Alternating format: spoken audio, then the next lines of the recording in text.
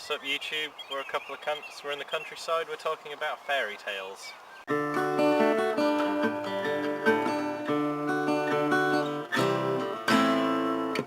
Fairy tales, the things that they tell you as a kid, but really the subtext somewhat inappropriate for kids. In some cases, yes. In some cases, no. I mean, some of them are quite innocent, but I mean, as everybody knows, there's stuff like Cinderella. You watch it and it's very nice and wholesome. But in the actual original verbal or written version of the story, before Disney decided to make it a bit cleaner and make some more money off it, the ugly sisters, to try and get their feet in the glass slipper, cut their toes off, which you'll probably know from QI, or if you've actually read it. But no, Disney are quite good for doing that, for taking old stories, completely smoothing over the nasty details, and making more money out of it. Hercules, or if you want to be pedantic, like the Greek Heracles, they completely miss out the fact in the Disney version, he beats his wife and kids to death. I don't remember, I mean, you wouldn't find that in a Disney film, at least I hope you wouldn't, but they completely forget to mention that bit. So like, oh yeah, here's this guy, he's really strong, he's awesome, he's going to save the world. I much prefer the Greek version where it's like, you know, he's a bit of a twisted hero, he's got a dark past. There you go. There are certain films, well, not necessarily films, but if you imagine something like Beauty and the Beast, there's certain points in that where you're watching like all the cutlery and shit is dancing, so they must have been on LSD when they were making this. This is not the usual sort of thing one anime. It's like, fucking hell, Fantasia is just a 2-hour-long drug trip, let's be honest. It's pretty much just like if Pink Floyd was a movie. It was. It was called The Wall. I know they actually did stuff like that, but this is basically, hey, let's get Disney and prog, put some LSD in there, make a film. That sounds like a winning combination to me. I do remember watching that when I was very young. I didn't quite get it. It wasn't until I saw it years later. Is there a story to Fantasia? I remember. Kind of. Doesn't it end with like the devil coming up and like all terrible shit happening? Yeah, it does go a bit. But yeah, no, it is. It's an interesting film. Maybe one time we should get really, really drunk and watch that. Nightmarish.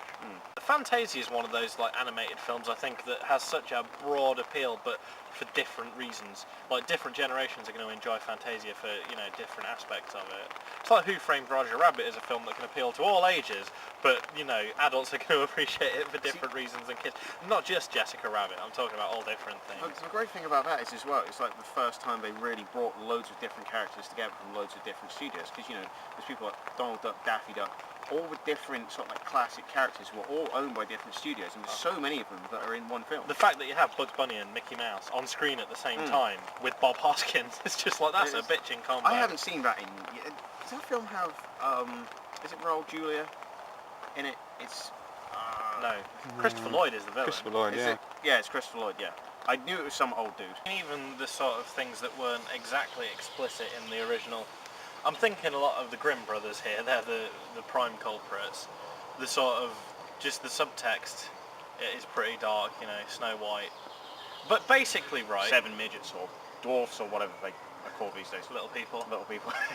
If you read the comic series Fables by Bill Willingham, it's brilliant, and it basically takes all the characters from legend and folklore and fairy tales, puts them in modern day New York and plays with them. But it's got all the sort of things that you don't, you know, that's just there in the subtext, like maybe when Snow White was living with those 7 dwarves, it wasn't just the housework that she was doing that kept her under their roof. That's making me think, I can't remember which one it is, the Rammstein video. Oh, with Sonna. Yeah, Sonna, yeah. Where it's sort of like, they obviously play on that, and you do kind of think, yeah. Well, there's a lot of sexualization of the fairy tale ladies, isn't there? I mean, like, Snow White is a prime example. Alice of Alice in Wonderland fame is another. Something I found on the internet a little while back, which I found quite funny. It was someone who's taken like most of the Disney princesses, but made them like really alternative. So they're giving like sleeve tattoos and piercings and stuff, and like redrawn the clothes on them. So they're wearing like proper like metal or punk clothes, which I found really, really funny. And other things, I'm guessing. No, it was all quite tastefully done. It was just reimagining it. It wasn't anything like, you know, those creepy fan fictions you'll see where, you know, there's people doing things you really wouldn't imagine them doing. There's something else like the comic book series Fables that brought together all the classic sort of fairy tale characters in a great environment. Shrek. Yeah. Well, what a great film, the original Shrek. That was a good concept. I think I enjoyed the second one. The third one I wasn't much impressed by it. And then sort of like since then, I don't know, they're on like spin-offs or other stuff now, and it's not quite as good. But certainly the first one. The first Trek is great. It wasn't even like reimagining stuff so much, or like painfully putting it together. It was all quite faithful. They just had an ogre in there, which didn't appear in anything else, and it did work really well. That's just reminded me in a roundabout way of something else. Was it Roald Dahl who wrote the book? It was like the Three Little Pigs, but it was from the perspective of the wolf. Someone did, anyway. Someone, I can't remember who it was now, but they did the Three Little Pigs, but it was from the wolf's perspective, sort of making him out to be the good guy.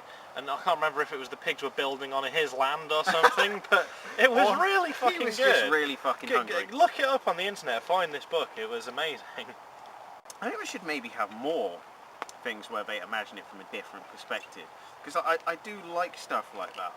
Is that like you want Hickory Dickory Dock, but it's the clock complaining that it's getting molested? Or like Hey Diddle Diddle, where like the spoon's wife is like, what's going on here? We've got this slew of reimaginings of fairy tales at the minute coming out in the cinema, all these sort of... Snow White and Huntsman. Yeah, and then there was like what was it, Red Riding Hood, there was a new one of those, wasn't there? There was a Beastly, was it called, the Beauty and Beast reimagining. In the wake of Twilight, all these sort of trashy, dark teen romance versions of classic fairy tales are coming out now. I mean, Snow White and the Huntsman is one that I actually wouldn't mind seeing, because that actually does look semi-decent. Looks like it's got quite a lot of good action in it, good effects. I love that the dwarves in Snow White and Huntsman are all played by like proper British hard men, like Bob Hoskins and Ray Winston and Ian McShane as all the dwarves. I think that's a really good idea. There's something else that's recently come out. I can't remember its name, but it is Snow White, but it's reimagined differently. Mirror, it's called, with Julia Roberts. Yeah, yeah, that's what. It's a much more light version. So fucking trashy.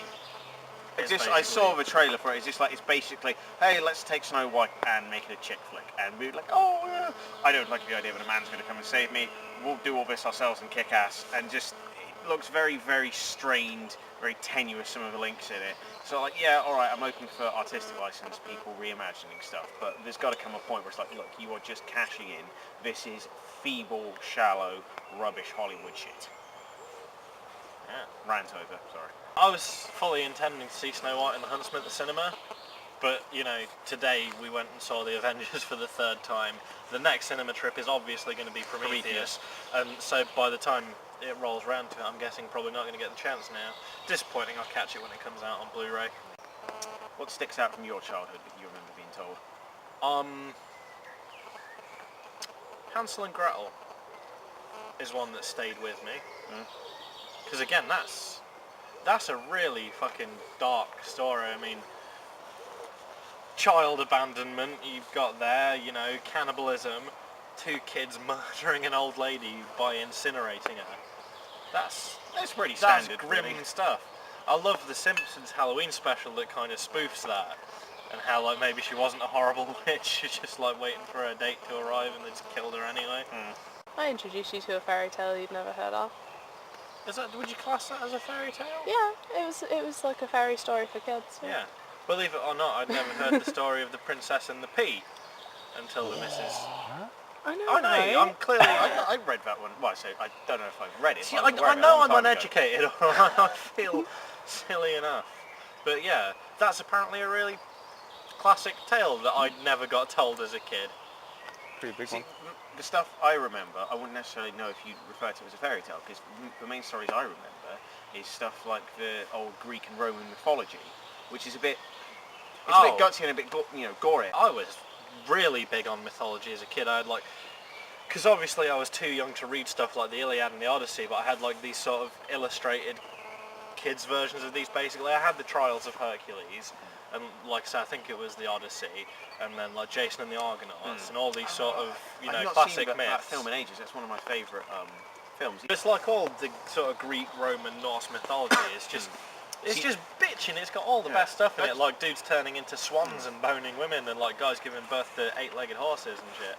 I didn't know about the Norse stuff until sort of like more recently, but sort of had read some of that. It's good. I think as well, something like the older stuff, the Greek, the Roman, the Norse stuff, it's so much better than some of the mythology you get that like some people actually take as gospel these days. The stuff you find in the Bible, the Torah, the Quran, just the stories in them, okay, yeah, they're interesting, but there's too much just like arsing around, like, he went here, he did this, he said you shall not covet my wife. He begat him. Yeah, and the they fucking begat Greeks, the they other. were flying around in the air, chopping people's heads off with burning swords and shit. They weren't sort of like stood around praying and stuff. They were out there doing shit. They weren't just sort of like, oh, I'm going to have to go and pray now. The Greek gods were more proactive. As I say, there was a hell of a lot more boning Zeus had a mortals and fucking- shit. Zeus had like the best beard ever as well, so, you know. Then again, I mean, depictions of the Christian god tend to give him quite meaty facial hair. That would be a good, like not necessarily debate, more challenge really. Could you ever do it? Zeus versus God, beard off. We've been a couple of cunts in the countryside. If you enjoyed this episode, like, favourite, subscribe, share. Check us out on Facebook and Twitter. If you didn't enjoy it, you may be an orphan.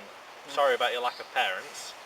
Feel free to suggest a topic for us to talk about in a future episode, and we'll see you next time. Do you know one fairy tale that I don't like? Fairy Tale of New York.